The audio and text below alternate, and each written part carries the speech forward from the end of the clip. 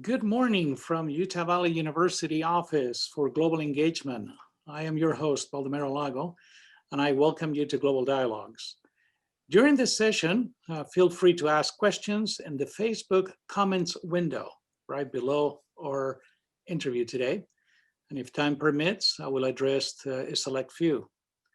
Today, our distinguished guest is Mr. Felipe Queipo. As a way of introduction, Felipe Queipo began his United Nations career at the NGO Relations and Advocacy section of the Department of Public Information back in 2008. He currently serves as the Communications Officer, responsible for outreach, engagement, and global communications with civil society within the United Nations Department of Global Communications. Felipe is a member of the United Nations Speakers Bureau and has traveled extensively all over the world, invited to speak at conferences, forums, and academic institutions on civil society and public diplomacy, the role of youth in the international arena, and the 2030 Agenda for Sustainable Development and the 17 Sustainable Development Goals, among other subjects. He is the focal point for faith-based organizations, and the story continues on and on and on. And today I am privileged to be here with you, Felipe, and many individuals who know you and share in your wisdom. Mr. Queipo, oh, my dear friend Felipe, we're honored to have you join us in this virtual setting all the way from Madrid, Spain. Felipe, welcome. How are you? Thank you, Valdemar. Thank you for having me. Thank you for the invitation and congratulations on this new initiative, the Global Dialogues. And I'm doing well. I'm doing well. As you said, I'm in Spain right now. I am privileged to be able to work from here and from my home country and just continue supporting the UN work. Excellent. Felipe, this year the United Nations is celebrating their 75th anniversary. What does that mean to the world and to our society? Wow. So yeah, we just turned 75 on the 24th of October. And I think that what it means to the world is I think the UN is a beacon of hope. Back in 1945, when the UN was created, the world just had finished or came out of a world war. And the international community came together to think of an institution, organization, or a project, a dream that would prevent the world from falling for the same mistakes and would prevent conflict from arising again. So the UN Charter was established, which is like the Constitution of the United Nations, and the three pillars, peace and security, human rights, and development, what we call today sustainable development, became the foundation for the organization. Moved 75 years in 2020, and the UN is today more relevant than ever. While the new challenges are not so much geopolitical, I think they're more ideological. The UN has organically morphed and become the organization that the world needs. And while we are not perfect, and we acknowledge that, I think that we represent the best values of humanity, and we work tirelessly to be able to ensure that people can enjoy happiness and a quality of life wherever they are, regardless of any condition, race, religion, sexual orientation, gender. It really doesn't matter. We all are one in this project together. And I think that when the UN was created, had that aim. And slowly through the last 75 years, the UN has shaped a new way of diplomacy and a new way of approaching. I think that, for example, one of the great accomplishments of the UN is that it has redefined the concept of peace. Peace back in 1945 was, okay, we are at peace, we don't have conflict, and that's it. In 2020, peace is much more than that. It's quality of life, it's access to education, gender equality, and all kinds of equality. Respect for others, and acknowledgement that we all live on this planet and we have to protect also the planet. So peace has become, or has obtained, a new meaning, and the UN has been working tirelessly to ensure that everyone in this planet can have a quality of life. At least we try. We try to inspire people to do good, and we try to do good. Excellent. I mean, it sounds wonderful. It sounds like a great organization made up of all these 193 member states. That's terrific.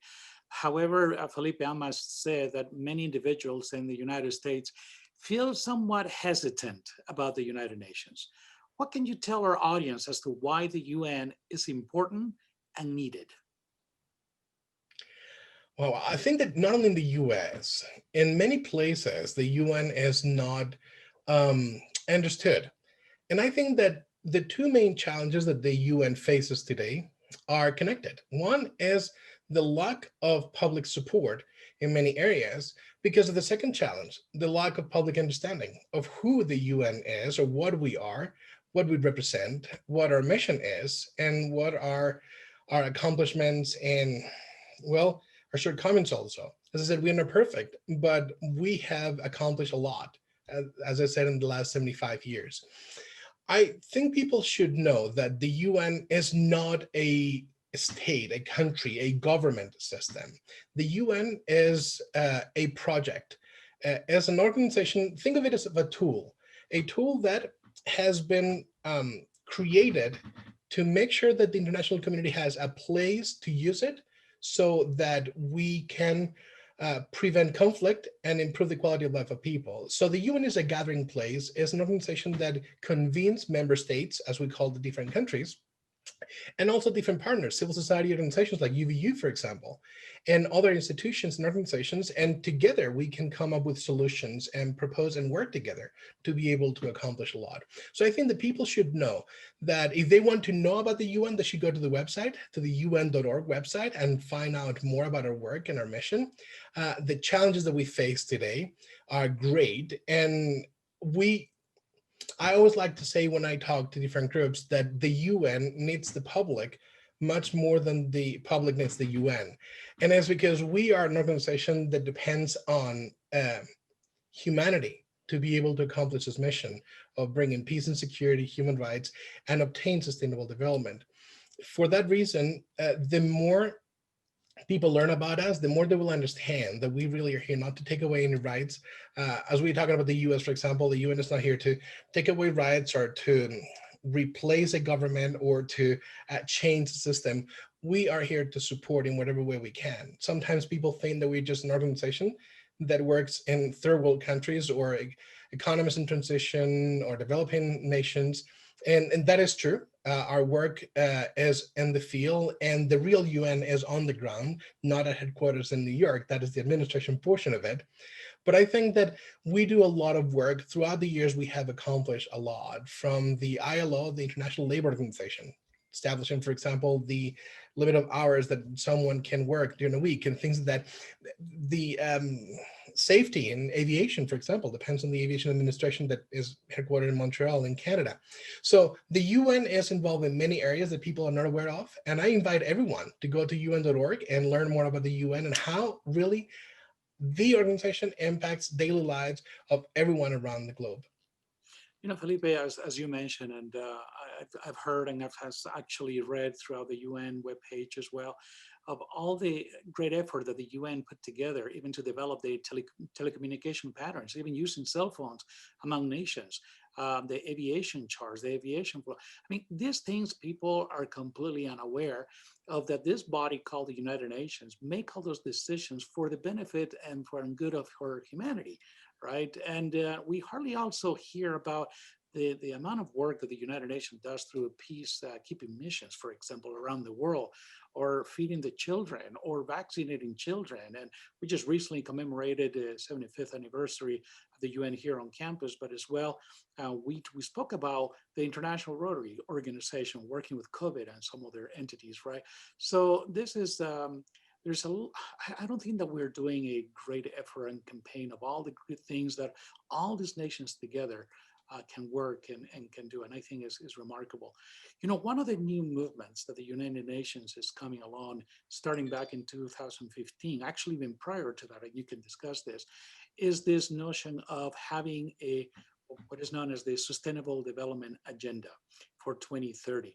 Can you tell us a little bit about what is that and how we can perhaps promote the agenda to our friends, to our neighbors, constituents, whomever?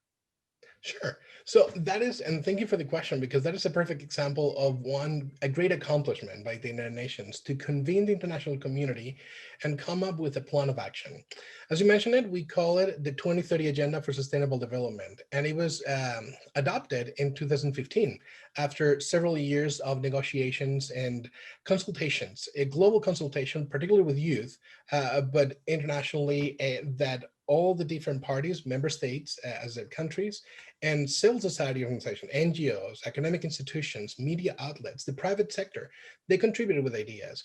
And that agenda is the plan of action between 2015 and 2030, when it was adopted in 2015, until we hope to accomplish it in 2030. And the idea is to bring the world together to make it a more sustainable place for everyone and a better place with better conditions of life for everyone. The agenda has 17 goals, what we call the 17 Sustainable Development Goals. And those goals include quality education, the eradication of poverty, eradication of hunger, and reduction of inequalities, or elimination of inequalities, bring in partnerships together so that we can accomplish more, protection of the environment, and so on. And the idea was, okay, how can we reflect? How can we have a set of goals that reflect the needs of the world today in this 15 years of action, and how can we really make it achievable? How can we make the agenda a true instrument that can be accomplished, that can really be a guiding principle for all of us? And the fact that all 193 member states of the United Nations agreed on it is a great accomplishment. I mean, as you probably know, the UN is not an easy place to find agreements. Usually, member states have different opinions and different approaches, but on this, all member states of the United Nations, the international community with civil society and other institutions, they agreed on it, and it was adopted unanimously. And that is a badge of pride that I carry, because I think that we accomplished something, which is we brought hope to the world, and we brought it in a way that is tangible, that it will impact people's lives in a real way. So this agenda with the goals is the roadmap towards accomplishing a better world for everyone, including the planet, protection of the planet, animals, and the environment, and having clean energy and everything that is related to bringing quality of life. And all of them are interrelated. And I think that if people want to know more, they can just go to the UN website again and find the SDGs, as we short for Sustainable Development Goals, and learn more about how they can contribute to the implementation, because this plan is for everyone, not just for governments or for larger institutions. This is for every single individual on this planet to contribute to the betterment of society for everyone, because we care for our neighbors, and we are necessarily responsible for what happens to others and for what happens to us. So in order to ensure that we have a future and the future generations have a planet and the resources that they will need tomorrow, we need to work today. And I think a great part of that plan of action or agenda is youth. Youth is fundamental in the implementation of, and the accomplishment that we want to get by 2030. And I think that instead of waiting for tomorrow for the youth to become leaders, youth needs to lead, and they're leading in many ways this process of the 2030 agenda and the goals. Felipe, thank you very much for your remarkable overview of the 2030 agenda. But it's interesting that you said the 193 member states agree to, as a unified body, to work together in fulfilling this agenda. 15 years, right, to work together. But it's interesting, in my conversations with individuals throughout the community, or even through the academic institution, when we talked about the UN, they talked about a third-party entity. And individuals don't understand that we are the UN, because even the US agree to the 2030 Sustainable Development Agenda. So that message is something that I've been trying to convey to everyone. Like, hello, no matter where you are, if you're in Spain right now, or if you're in the UK or Uganda, they all agree. Your political leaders agree to have this agenda for the upcoming 15 years. And believe me, the values, the goals, They are wonderful goals. They are wonderful, morally ethical goals that we should all live by. And as an academic institution, since I'm speaking on behalf of a university, what can we do as an academic institution and perhaps even as a civil society to learn and promote and continue to develop the values portrayed by the 2030 agenda? Well, I think that in order to really understand something, you need to study it. So my invitation is first to read about it, to learn about what the agenda is and what it includes, what the goals are, and then see which ones relate to the work that we're doing as an institution or which ones we feel closer to as individuals, and then try to find ways that we can implement. For example, when we talk about the eradication of poverty or the elimination of hunger globally, we can do things locally in our immediate community that will contribute to the betterment of society where we are. We don't need to think that we need to save the world on the other side of the ocean or uh, sorry, and I don't know, a developed nation or economy in transition. We don't need to. Oh, I like your mug, by the way. Thank you for the support. So we don't need to think others need help. We all need help, and we all can improve the quality of life of everyone. So we can need to think locally first. I always say that leadership starts at home. I have a niece and have children, but I have a niece, and teaching her how to, well, just help at home and do your bed and maybe help with the dishes or set up the table. I think that is a good principle of service at home. And then we can expand to our immediate community, to our municipality, maybe volunteer with an organization, and then continue growing from there.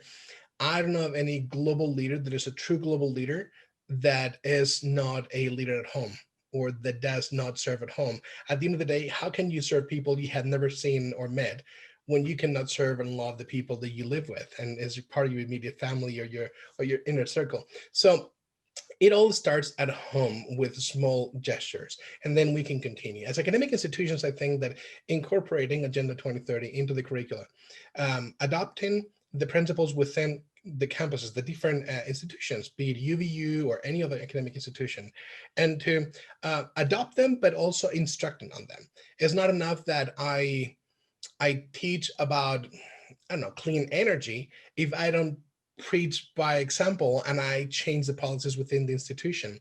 So I think that the best way to instruct or to academically impart knowledge is by showing practically an implementation of those principles. So has you adopted clean energy policies within campus? Are you like not using single plastic utensils, for example? Things like that are small steps that show a lot. And when youth and students, in this case for academic institutions, they see that, they no longer get instructed or taught in the classroom. It is the whole academic environment within the whole academic institution that really changes and shapes the individual. And I think that that's much more effective. And civil society, the same. The UN has in civil society the most important partner that we could have ever asked for and that we could dream of. Civil society is really the engine for change in the world. Civil society is the reason why those who are in need, they are provided for. And civil society plays a role that member states or countries, governments cannot, don't want to, or are not capable of imparting. So sometimes member states, because of bureaucratic processes, the red tape, the famous red tape, and different processes, they're not able to provide for everyone. Well, civil society steps in, and whatever the motivation is, be it religious, faith-based organizations, as you mentioned before, the focal point within the department, or any other member of civil society that wants to improve the quality of life of the people, they can contribute, and they often partner with each other. They partner with the UN. Definitely, we do tons. Most of our work on the ground in the field is with and because of civil society in many cases. And we also partner through briefings or information sessions.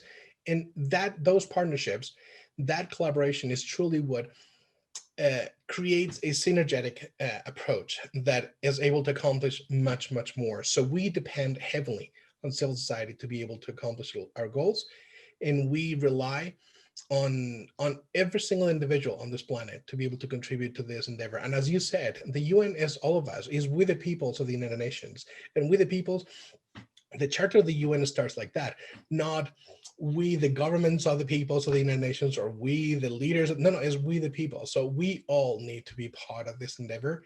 And I know for a fact, otherwise I wouldn't be working at the UN, that together we can truly make a difference. Thank you, Felipe. Throughout our community, the United Nations has become a little bit more aware of some of the initiatives. Last year, Mayor Jackie Biskupski, the former mayor of Salt Lake City, welcomed the United Nations Civil Society Conference here in the state of Utah. Why was this conference relevant for the community, for civil society, for the UN? There were 134 member states actually represented, or nations represented at this conference. Why was this event so important? 141, in fact. So Oh, the sorry. numbers show a little bit higher. No, thank you. And in this case, I also want to say thank you to UVU and to you particularly for the vision and support that you showed for the conference. So for the first time in its history, the Civil Society Conference took place outside of headquarters in New York in the US, on US soil. It was the first time that outside of New York, which is considered international territory, this conference took place, so that any major UN conference really took place in the US. And the invitation by Salt Lake City to let's work together on this and let's make sure that we can accomplish something great came to fruition. It was the best attended conference that we have ever had, and we are very proud of it. And we are happy to see that civil society really responded. Salt Lake City became the international hub for civil society, and for 3 days, the international community had its eyes on on us, but in Salt Lake City, watching what civil society wanted to accomplish. And the theme of the conference, as you know, was based on SDG 11, Sustainable Communities and Cities, and it was how can we build better environments so that we all can improve the quality of life of ourselves, our communities, but also globally. And we had great people. The President's General Assembly, Ms. Minosa, she attended and she took from civil society the final outcome document, or the declaration that we call. So to have civil society gather, to have the UN facilitate that gathering of that conference, and to have experts from all over the world, local leaders, global leaders, and everyone participate, including the local community in Salt Lake City and state of Utah, the US, as you said, people from over 140 countries attended, was a great show of force that there's hope, that we're in this together, that we want to change the world, and that the UN has the convening power to bring the very best in people so that together we can accomplish more and move forward. That this agenda is very much alive, that Agenda 2030 and the 17 Sustainable Development Goals are a great guiding principle for everyone. And we saw that through the different exhibits and the different workshops and the different sessions that took place. And what we saw was a commitment on the part of everyone that we may not be able to fix all the problems today, but slowly, step by step, goal by goal, principle by principle, we can really change the world for the better in those areas that we need to change, maintain that which we are doing well, and then make sure that we learn along the way what else can we be doing, because the 17 Sustainable Development Goals are embrace most of the challenges that we see, but there's much more work to do. The protection of human rights in many different countries and many different regions all over the world really are all these objectives, all this dream of making the world a better place is a good endeavor. And the agenda and the goals and the United Nations and the international community working together reflect perfectly that hope. So bringing hope to Utah and shining hope from Utah to the world was a great experience, one that is in my top list of great moments at the UN in my 12 years working for the organization. Felipe, you are such a great educator. We're honored and we're so pleased that you have been able to teach us about the UN and especially the 2030 Sustainable Development Goals. Um, on another side, today we are experiencing an incredible and important day in the life of all the United States citizens as they are voicing Mhm. their opinion in regards to the current political administration. You, as a communication officer from the United Nations, how did you view the results of this upcoming election? Well, I don't know the results. I don't think that anyone knows the results until you have them. So, first of all, congratulations on having elections today in the United States.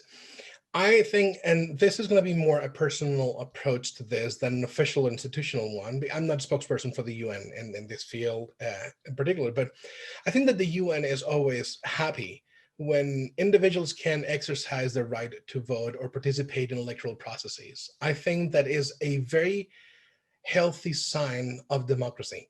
And not all the member states, not all the countries in the world have that privilege of being able to participate in electoral processes that are available to everyone. And the different mechanisms in place in the United States are a great show of how democracy is truly a living reality in your country. So for that, congratulations. I think that the UN, as I said, is happy that the elections take place, that there is such a strong participation of the individuals. We always invite people to participate actively and to be part of the electoral processes, be it because you want to maintain the system, be it because you want to change something. Just open your mouth and share your views with your vote. So always go out and vote and participate. Whatever the outcome is, the world will be looking at it. We are all looking at it. I'm from Spain, and the news, all of our correspondents are in Washington, D.C. right now, reporting from there. And it's exciting to see. I think that sometimes people forget that when a new member state of the UN or a new country elects a president, a prime minister, be it at the level of representation that it is, um, the whole world gets a new leader, and that will have an impact and on international policy, on negotiations at the United Nations, and also domestically. So for that, as you can tell, is a little bit of a diplomatic answer. I'm not going to say anything in one way or the other. I'm not supposed to, and I've been a guest in the United States for 14 years. I attended college in the US and then moved to New York. I was in Idaho, BYU, Idaho. And then I went to New York in 2008. And in all those 14 years, I have felt welcome and privileged to be part of an amazing country, which is the United States of America, and which has shown me a welcoming spirit. And I have felt that the people of the United States have the capacity of choosing their leaders, and whether the international community agrees or disagrees, or whoever has an opinion, that's great. But a reflection of that democratic spirit that I talk about is the results of the election. So whatever happens, I think that the UN is always willing to work with all and every single one of the global leaders, because we really don't care of political affiliations. We really care that the aim is, can we make sure that people have a better quality of life? Together we can accomplish it. So whoever wins the election in the United States uh, will find in the UN a great partner to accomplish those goals. Felipe, in our comments in Facebook, we have received quite a few of them thanking you and congratulating you for today's message. And we have a comment presented by a good friend, Maria Lisa Chavez, that she kind of hinting that maybe you should mention a little bit about the importance of intergenerational cooperation within civil society. Would you like to say a few words on that? Absolutely. So thank you, Maria Luisa, for the question. Uh, we talk about youth, and we talk extensively about youth, and we focus a lot about youth. And at times we find that we forget the contribution that older generations have provided, and the expertise and the experience that they bring to the table. We have had intergenerational dialogues at the United Nations. In fact, one year, our full conference was on that, intergenerational dialogues. So we bridged the gap that existed between different generations to bring the expertise and knowledge and wisdom that many individuals with long lives and experience have, and how youth can benefit from that, and how we all can benefit that wisdom. I think that working together, as I said, we can really make a difference, but working together really means working together regardless of any distinction. As I said, we don't discriminate based on race, gender, but also age. Everyone is welcome to the UN, be it that you are I don't know, 5-year old who participates in a contest of pictures to talk about clean water, or a 95 or 105-year-old amazing activist that has been advocating for peace globally. Whoever you are, there's space at the UN for you, and whatever your voice is, uh, we want to hear it. We really want to be that instrument, the United Nations, a place for everyone to be able to contribute and bring people of all ages across generations, as Marilisa has mentioned, together so that we can learn from each other. And not only young people teaching technology to older people, but also older people teaching about certain values and principles and experience to younger people. Excellent. Thank you, Felipe. I know our time has actually come up to 11:30 Utah time. We try to keep the global dialogues for 30 minutes. And I really want to thank you, Felipe, for your time. I know is evening there in Spain, and you're always so enthusiastic and so excited to talk to us about the UN. You have been a tremendous educator for all of us today, and to everyone for helping make this a successful event. Please join us for our next Global Dialogue next Tuesday at 11 o'clock as we welcome Mr. Ryan Coe, Director of Public and International Affairs at Latter-day Saints Charities in New York, an entity that works very closely with the United Nations. To see the full schedule of our global dialogues, feel free to access our website, www.uvu.edu/global. As we sign off today, thank everyone, and remember, choose to be a global citizen. Thank you, and have a wonderful day. Bye-bye. Thank you.